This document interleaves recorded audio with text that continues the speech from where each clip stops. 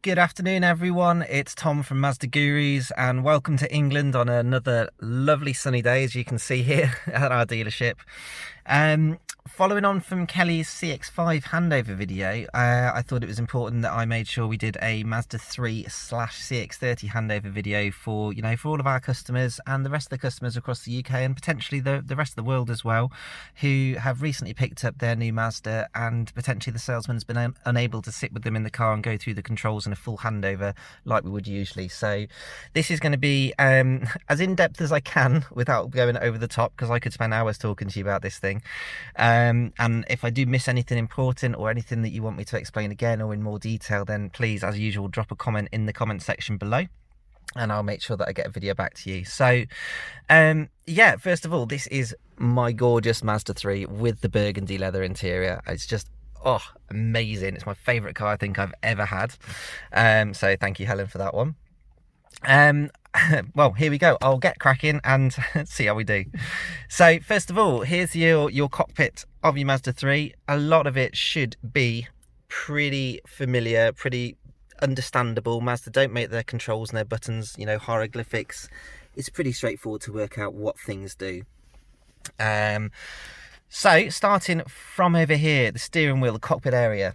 If you don't know how to start our Mazdas, you have the start button down here behind the indicator stalk.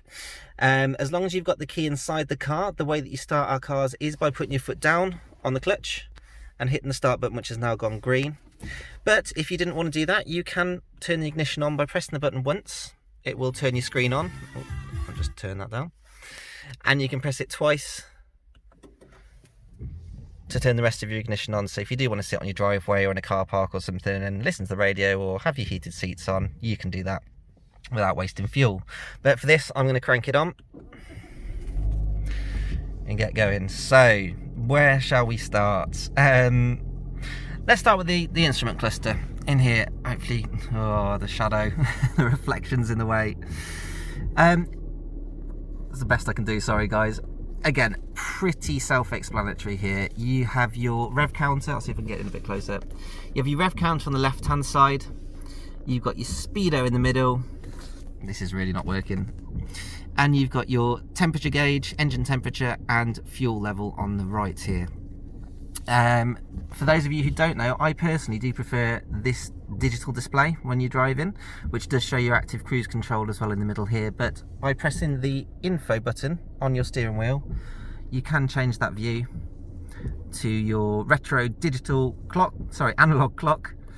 You can keep pressing it and flick through to your MPG, but yeah, so I like to leave it on that one because I like to see a digital readout of the speed that I'm doing. Down here you have the total miles that your car has done. So mine's done 587, and you do have an MPG gold gauge as well, which is active. So as you're driving, you will focus on this is awful. You will see this bar going up and down depending on how heavy footed you are.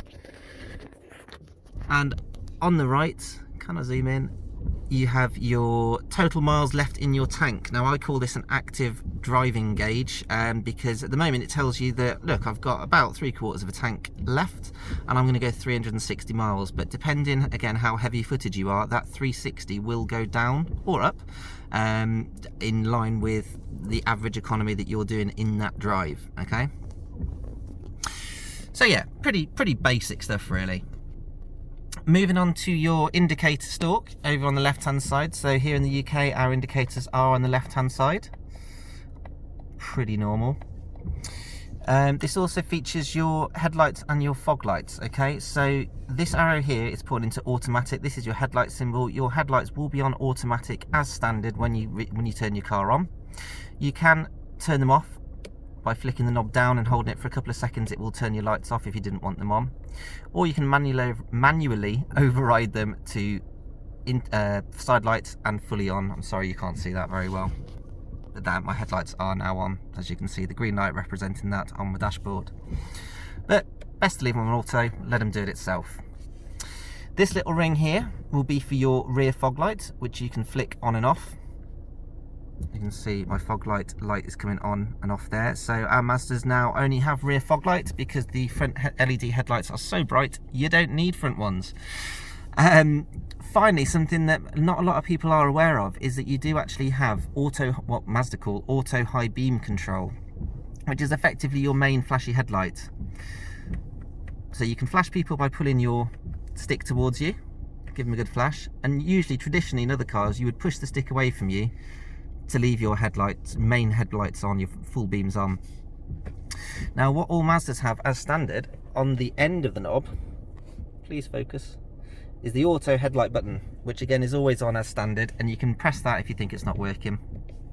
But what that will do is the cameras in our windscreens will see lights coming towards you, headlights coming towards you, or rear tail lights of other cars, and it will automatically turn off individual LEDs in each headlight to cast a shadow around that vehicle in front of you until it's gone past, and as soon as it's gone past it will bring back up your main headlights. So it just saves you flicking this on and off, it will do it all itself. But again, if you don't like that and you want to be in control, just hit this button, it will turn it all off for you. Moving on to the right side is your windscreen wipers. So in the UK, yeah, ours are always usually on. On the end knob here, this one here is for your rear windscreen wiper. So obviously in the off position at the moment, you can turn it to intermittent, or you can turn it into full beam, always on, wiping really fast. And at the top, just here, you have the windscreen washer. So you can make the rear windscreen wash. You also have it down at the bottom as well. You can crank it down, so if you just wanted to give your back windscreen a wipe without actually turning on your windscreen wiper, you can do that, so it's quite useful. To use the jets on your front screen, pull the stick towards you, and there you go, it washes it. Now Mazda, the new generation Mazda 3 and CX-30 do have the windscreen washer jets built into the windscreen wipers, so if you're pulling the stick towards you and it doesn't seem like anything's happening, trust that it is, because they're going directly onto your windscreen wipers, which actually provides a nicer clean when the wipers are wiping. So I like that feature. This little ring here that you can adjust, actually I'll go on to that one in a second. Your main windscreen wipers here are in automatic if this little orange light is lit. So again, most people, to save you turning them on and off yourselves, leave them in auto. If you push your stick up so that the orange light goes off, your setting is now in the off position. You can also push the stick up once to this little arrow, which will just do one wipe for you. But yeah, again, most people click it down into auto. This little ring here will then adjust how fast or how sensitive you want the windscreen wipers to wipe. So I always have mine on full blast so it clears the screen quickly. If you find that they're wiping a little bit too fast, you might want to crank it down to medium or to very, very slow. But yeah, I leave mine on full. Again, if you feel like they're not wiping fast enough, you can push it down one into intermittent and down again into fast intermittent. As you can see, my wipers are now turbo mode. But again, automatic, let them do it itself. Right, the rest of the steering wheel. Now, there's a lot of stuff here that I could go into, which probably for this stage of the handover I'm not going to do. So, most important thing right in the middle here is your horn. Always good to give it a test, make sure that your horn's working. On the left hand side of your steering wheel, I don't know why my camera's not focusing. I've got a new phone as well, guys. What do you think? New Samsung S20. Should be focusing, but it's not. You have volume controls here for your radio, okay? So obviously you saw me mute my radio a second ago, but I can get a bit of Clean Bandit on, turn that down. Or you can press it in the middle, just here, push the stick in, and it will actually mute it. Crank it down to 0, mute, unmute, okay? You have next and previous tracks. If you listen to a CD, if you had a CD in the CD player here, you can skip your tracks. It will also work for radio stations. So if I got bored of Heart FM and just wanted to seek to the next radio station, of course it's not going to work. It might only work on FM radio. It should do something. And you have a source button here. So if you wanted to change from DAB radio to my Bluetooth, to AM radio or FM radio, whichever order, and back to DAB radio again, You can do that all from the comfort of your steering wheel. I still don't know why this isn't focusing. Doesn't like it. These down here are your Bluetooth controls. So again, if you've got your phone paired up to make and receive calls, you can pick up a call if you're getting an incoming call by pressing this button, or put the phone down with this button. When you've got a phone connected, and again I'm not going to demonstrate it now, but you can press this button if you're not on a call, and you will be able to speak to the car to tell it to call home or call work or call the missus or whatever you want to do, whoever you want to call. And obviously I've already been through the info button there. Right hand side I am going to save for a separate video, because this whole section is to do with your cruise control, your adaptive radar cruise control, and your speed limiter. Yeah, there's a lot to go into on that one, so we'll leave that there. We'll do that in a separate video. Over here on the right, so I've got the lovely Bose surround sound system in here. You have your lock and unlock buttons for the car, so if you did want to lock all your doors or unlock all your doors, you can do that. If you watch this little red flap here, we'll lock the doors and unlock the doors for you. And down here are your windows and your your wing mirror controls. So again, pretty self-explanatory. The little orange light here will dictate which window, which wing mirror you would like to adjust. So if I wanted to adjust my right wing mirror, and then I can use these directional controls here to adjust it down and up, left and right. Pretty simple. You can press it in any direction. You can make sure that you get full visibility with that. This button just underneath here will fold in your wing mirrors. If you're squeezing into a tight space in a garage or a car parking space, that can be really useful. Again, your Mazda will automatically close your windscreen, your wing mirrors for you when you lock the car anyway, but that's just your manual override if you need to. These front windows, rear windows, and this one down here effectively is the child lock for the windows. So if you give that a press, none of my windows are opening. If I press it again, they now all work. That's good if you've got little kiddies trying to escape. You also have a panel of buttons down here. Again, there's a few to go into. I'll do my best. So, iStop. Now, if you're new to Mazda, you'll be unaware of what the iStop system is, but you'll probably be aware of what the function is. Mazda's iStop system is basically the name for their stop-start technology. So when you get to traffic lights or a junction, the engine will cut out to try and save you fuel. Some people really, really don't like that feature for whatever reason. You can turn it off by pressing and holding, and the orange light will come on to say that the engine will now not turn off when you come to a stop.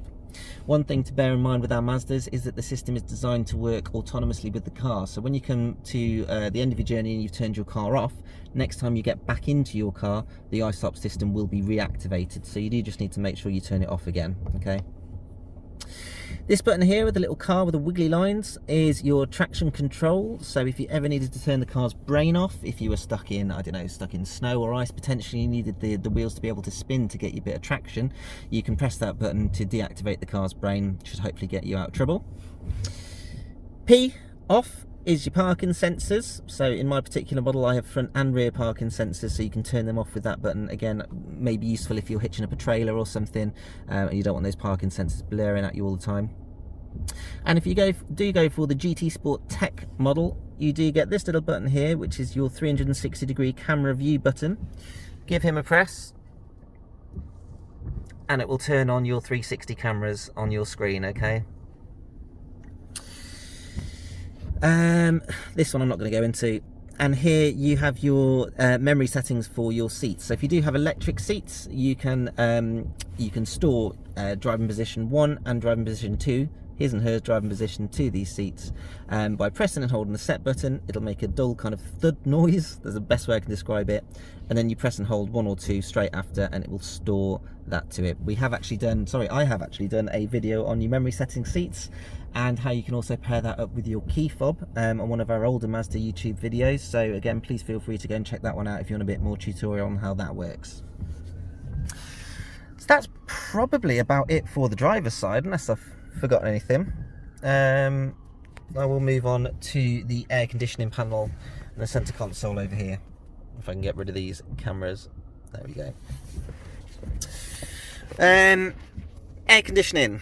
If you go for anything in the UK other than the SEL entry-level model, you will get dual zone climate control. Now, dual zone means that you can have one side of the car set to one temperature and one to the other. So if I was a little bit too cold and I wanted to turn up, so I'm trying to look through the camera while I'm doing it. At the moment, I have the master control set on my side by pressing this sync button. So sync is activated, so I will control all the temperature in the car. If my passenger wanted to have his side to whatever temperature he wanted, untick the sync, and you can see now his side is adjusting while mine stays the same.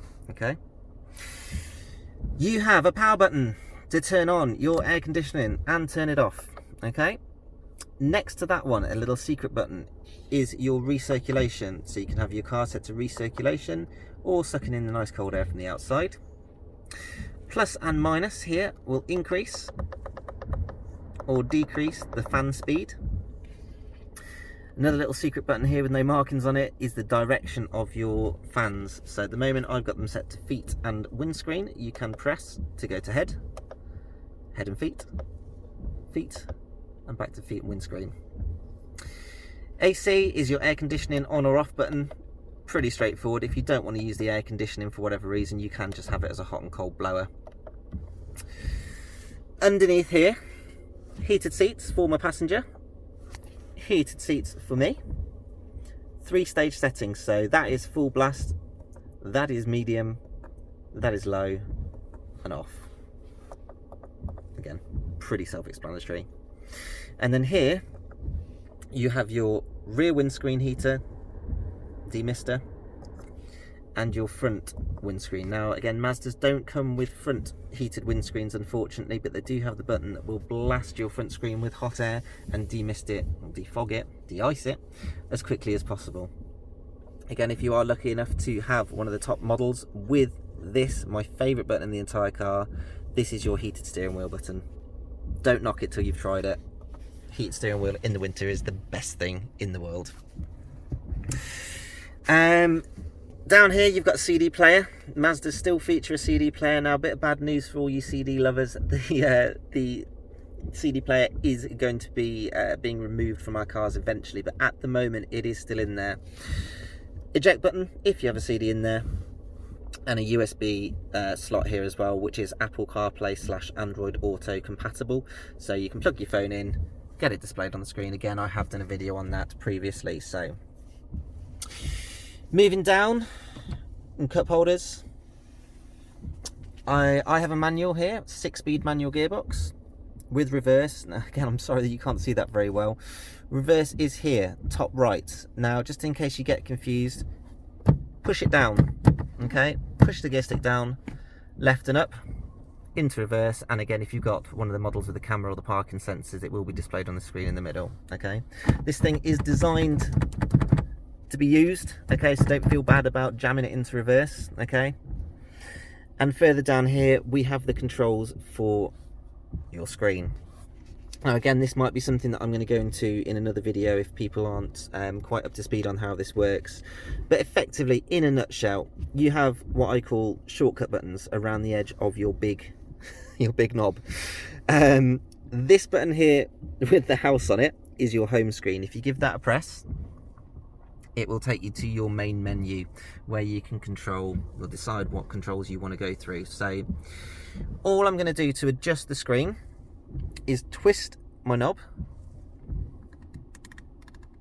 left and right, and that will go up and down, and I can select whatever I want. So if I wanted to go to my radio, entertainment, all I'm going to do is click down like a mouse, and it's already taken me to the radio. Okay. Loads of car settings in here. Sat nav, again we can take it to the sat nav. Now if you wanted to switch between your sat nav and your radio without clicking home first, these are the shortcut buttons here. Have the music note on it, which will take you straight to your radio, and this one with the arrow, which is the sat nav arrow, give that a press, it'll take you straight to your sat nav. Easy as that. This button is really useful as well. This is your return button, or your back button, or your mistake button. If you make a mistake and you want to go back a screen, you just press that. It will take you back to whatever you were on before, okay, all the way back. And as far as you get to the home screen, it won't let you go back any further than that. Again, if you're unsure on how to use the screen, especially in the new generation Mazdas, then again, please leave a comment in the comment section below, and I will do a much more in-depth video on how the screen is controlled and how it works. Over this side here, you have the little knob, which is your volume. Craig David. Which is really good. Again, you have mute if you push it in, or unmute if you unpress it. And then a lot of people ask what this star button is down here. Now, star button, you're either going to use it or you're not going to use it at all. This is your favourites button. So if I give it a press, okay, you can set up favourites for your sat nav. So you can add your home destination, your work, or various places that you might go to on a regular occasion, by putting in the sat nav postcode or zip code, whatever you guys use, and you can store it. So effectively, instead of you typing in that postcode every single time you want to go there, you can just hit your star button and it'll display a list of all your favorites down here. So favorite destinations, you can just click on it and it will build the route for you.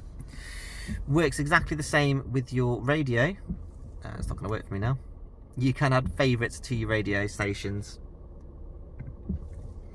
and you can build a list of your top 5, top 10 radio stations, just to save you scrolling through them all the time when you're on the radio screen. Okay. The final thing I wanted to mention over here is an electric parking brake, or an e-brake. Now, again, quite difficult to demonstrate while I'm holding the phone and while I'm not driving, but orange light will mean your parking brake is on. Okay. Best way to use an electric parking brake, if you've never used one before and you have no idea, I'll try and dumb it down for you as much as possible. Imagine it just like a traditional manual handbrake. So the manual, you would pull it up to put the parking brake on. This one, all you're going to do, I'm trying to do it through the screen again, is flick the parking brake up. Okay, that is on. As you can see, it's giving me a little flash to let you know it's on. Same as pulling up your manual. Okay, again, to take your manual parking brake off, you would push it down. This one, you push it down, light goes off, and the parking brake is now off. Okay, on, off, easy as that. Now, I've got my foot on the brake down there. This is the only way that you can turn your brake on or off manually. Okay, you have to be in control of the car for it to allow you to take the parking brake off. Now, I've got my feet off the pedals now. If I try and turn it off, nothing happens, and I get a little warning message on my dashboard here saying depress brake pedal and operate switch to release electric parking brake. Okay, so you need to be in control to take it off. Now, little tip for you: if you have your driving side seatbelt plugged in, which, let's be honest, you should always have when you're driving, when you put the car into first and put your foot down on the accelerator and do your gas and your bite, it will release the parking brake for you automatically. Okay, so that makes your hill starts really, really easy. It saves you having to push the parking brake on or off yourself. It will take itself off as long as you've got your seatbelt plugged in. Now, again, with the new generation Mazdas, when you turn your engine off, your parking brake will come on for you automatically. Now, in the older models, you do need to be careful, because this is a feature that they didn't used to do. You had to be in control. You had to remember to put your parking brake on the same way as you would do with your manual one.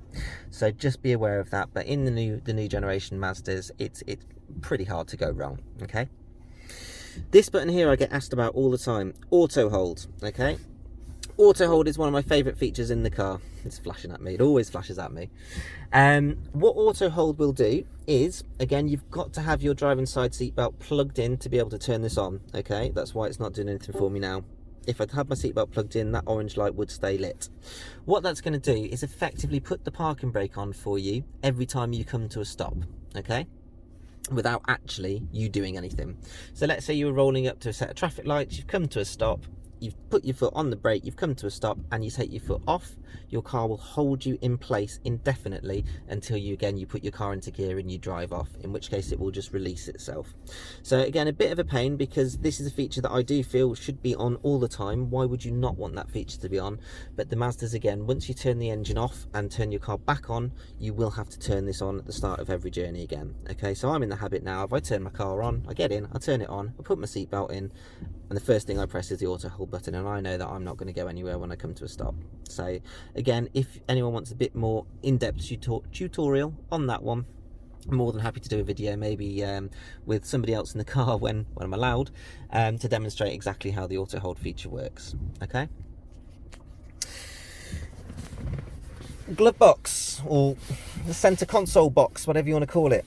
You have a handle underneath here which you can pull up, slide back and lift up. Okay, and in here, storage, another USB slot which is compatible for Apple CarPlay and Android Auto. You've got your, oh, it comes down from the top, sorry, what used to be the cigarette lighter, which is now your 12-volt power socket chargy thing. And again, you just push it down, lift up the handle, slide it across, and it's back in place. All right.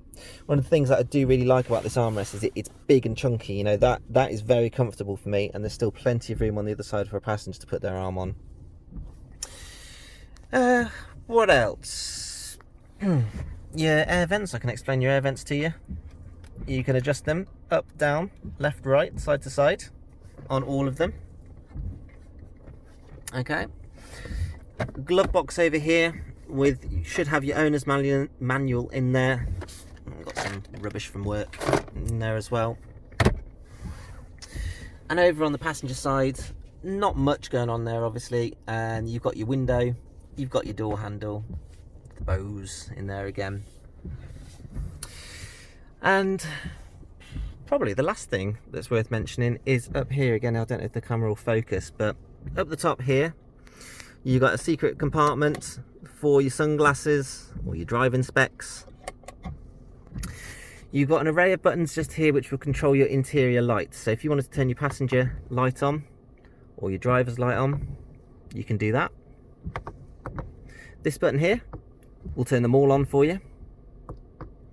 And this button that's here that says off on it, please focus camera. It does say off on it. When you open your doors at the moment, the interior lights will come on. If you don't want the lights to come on for whatever reason, press that and turn it off. As you can see now, when I open my door, no lights. Easy. Up here, your passenger airbag light is displayed to let you know the passenger airbag is on. And you've got your auto dimming rear view mirror here as well. Again, if you go for the top couple of specs, you get the frameless rear view mirror, which is, say, power dimming. So if some idiot comes up behind you with his full beams on, it will take that glare off for you. Really, guys, that's probably it. I mean, I can't really think of much else to show you except for your electric seats. Actually, that's probably worth showing. So if you have cloth seats, not the nice leather that I've got, you will have a manual handle underneath that you can pull to move yourself forward and backwards, and you'll have a pump on this side that you can pump to raise and lower yourself as well. You might also have a wheel just here which you can turn, which will adjust. It's very difficult to show you guys. Still remaining decent. Which will raise and lower this little lip just here, to give your thighs more or less support.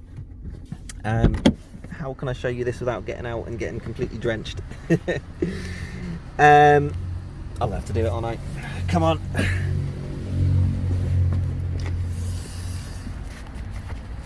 So your electric seats, if you have them, this one here, this knob here is your main control knob. Okay, this, if you slide it forwards and backwards, will move your seat forward and backwards, and if you tilt it, it will raise and it will lower your seat. Okay, so again, you can adjust it infinitely. This one here, again, I don't know if you can see, will adjust your backrest, which is as simple as just pushing it left and right. Okay, and this one here is for your lumbar support, so you can push it in or out. I can't really show you the lumbar support, which is basically down here for the bottom of your back to give your back a bit more support, if you've got back problems or just want more support. Right guys, that's probably all I'm going to do on this video because it's gone on for just about half an hour now. But if you guys want any more information on anything in this video, please give me a shout at Mazda Gurus. Drop a comment in the comment section below. We can give you a video on the new Mazda 3, the new CX-30, any of the other cars in our range. And thank you again for viewing our video from Johnson's Mazda in Gloucester. We've been Mazda Gurus. I've been Guru Tom. See you on the next one.